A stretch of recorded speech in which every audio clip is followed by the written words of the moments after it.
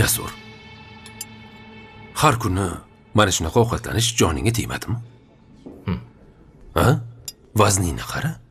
Baliqqa o'xshab ketibsan-ku. Yog'li ovqatlan juda ko'p yeyapsan.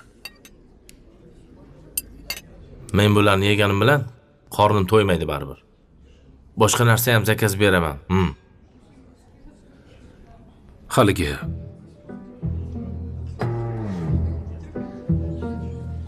Jasur.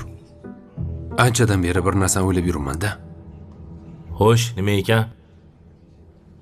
Yana yangi sport zal ochsammikin? Yaxshi g'oya. Qayerda ochmoqchisan? Shu shahar markazida. Faqat oddiy joy emas.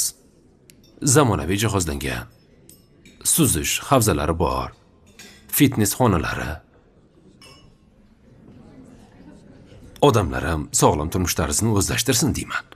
Zo'ru. Hozir uni ustiga davlat ham sportni rivojlantirishga alohida e'tibor qaratgan.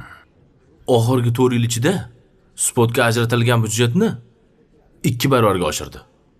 Tasavvur qilyapsanmi? 2 barobar. Ha. Xabarim bor. Yangi sport inshootlari qurildi.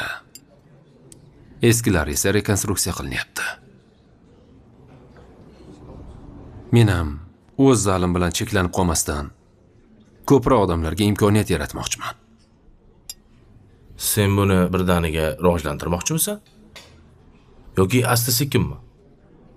Bilmasam. Ozmi ko'pmi yig'ib qo'yganim bor. Shunga avval joy sotib olishim kerak. Ta'mirlab olsam, keyin kerakli jihozlarni olardim. Agar mabodo yetmay qolsa, kredit olaman. Yaxshi o'ylabsan. Agar qanaqadir yordam kerak bo'lsa, menga ayt. Gazni bos jo'ra. Rahmat. Sen biron narsa yeysanmi? Aytib yuboraymi?